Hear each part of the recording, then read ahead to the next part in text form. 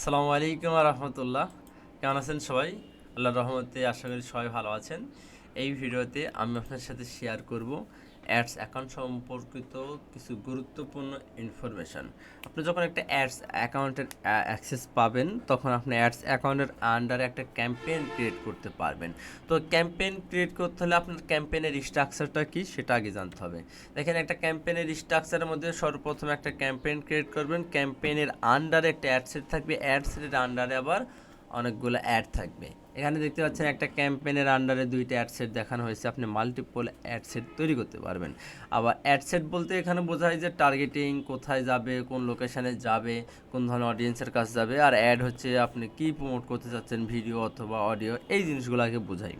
এটা হচ্ছে একটি ক্যাম্পেইনের স্ট্রাকচার। তাহলে ক্যাম্পেইনের স্ট্রাকচার যদি এমন হয়, তাহলে অ্যাড সেটের স্ট্রাকচারটা এখন আমাদের বুঝতে সুবিধা হবে। যে ধরে নেন এটা একটা অ্যাড অ্যাকাউন্ট, অ্যাড অ্যাকাউন্টের আন্ডারে অনেকগুলো ক্যাম্পেইন হতে পারে। কতগুলো ক্যাম্পেইন হতে পারে এটা আমাকে কোশ্চেন করতেই পারেন, কিছুক্ষণ পরে আমরা এই প্রশ্নের উত্তর দেব। আবার একটা ক্যাম্পেইনের আন্ডারে অনেকগুলো অ্যাড সেট হতে পারে। আবার একটা অ্যাড সেটের আন্ডারে অনেকগুলো অ্যাড হতে পারে। এখানে দেখতে পাচ্ছেন একটা অ্যাড অ্যাকাউন্ট, একটা অ্যাড অ্যাকাউন্টের পাশে দুইটা ক্যাম্পেইন দেখানো হয়েছে। দুইটা ক্যাম্পেইনের আন্ডারে, এই প্রথম ক্যাম্পেইনের আন্ডারে দুইটা অ্যাড সেট, আবার দুইটা অ্যাড সেটের প্রথম আন্ডারে এখানে অ্যাড 1, অ্যাড 2, অ্যাড 3 তিন ধরনের অ্যাড দেওয়া হয়েছে। তাহলে একটা অ্যাড অ্যাকাউন্টে সর্বোচ্চ কতগুলো ক্যাম্পেইন ক্রিয়েট করা যাবে, কতগুলো অ্যাড সেট ক্রিয়েট করা যাবে, কতগুলো অ্যাড অ্যাকাউন্ট ক্রিয়েট করা যাবে, এই সম্বলিত আমরা একটা দেখব। আপনি গুগলে এসে সার্চ করবেন, জাস্ট এই লেখাগুলো লিখে যে campaign ad set ad limit per account, এটা লিখে সার্চ করলে একটা ফেসবুকের অফিসিয়াল গাইডলাইন পাবেন।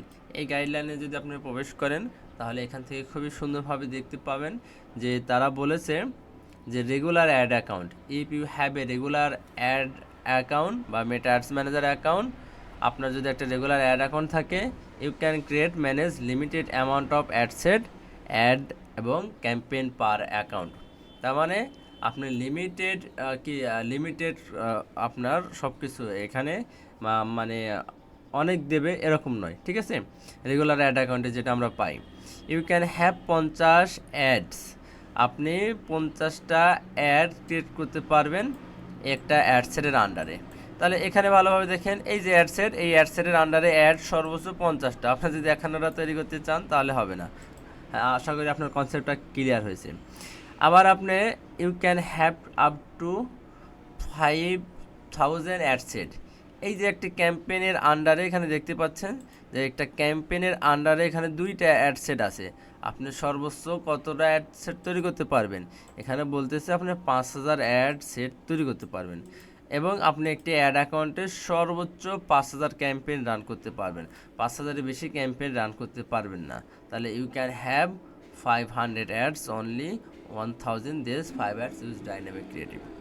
ওকে, তাহলে আপনি বুঝতে পেরেছেন, আপনার কনসেপ্টটা ক্লিয়ার হয়েছে যে আমার যদি একটা রেগুলার অ্যাড অ্যাকাউন্ট যেটা আমি দেখালাম, সেখানে আমি 5000 ক্যাম্পেইন সেট আপ করতে পারবো।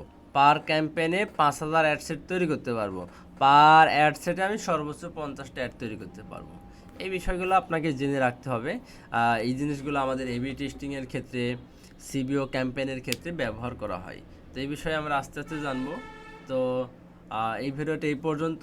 ভিডিওটা কি বুঝেছেন? যদি না বুঝে থাকেন তাহলে আবার পজ করেন, আরেকবার দেখেন, আরেকবার রিওয়াইন্ড করেন। এই বিষয়গুলো আপনাকে ক্লিয়ার থাকতে হবে। এগুলো বেসিক ইনফরমেশান। এগুলা ক্লিয়ার না থাকলে আপনি পরবর্তীতে আপনার কাজ করতে গিয়ে একটু অসুবিধা হবে, বা আপনি হয়তো ভালো আউটপুট দিতে পারবেন না, বা আপনার এক্সপার্টাইজটাকে সেইভাবে এক্সপ্লোর করতে পারবেন না। ঠিক আছে, সবাই ভালো থাকবেন। আসসালামু আলাইকুম আ রহমতুল্লাহ। পরের ভিডিওতে দেখা হবে ইনশাল্লাহ।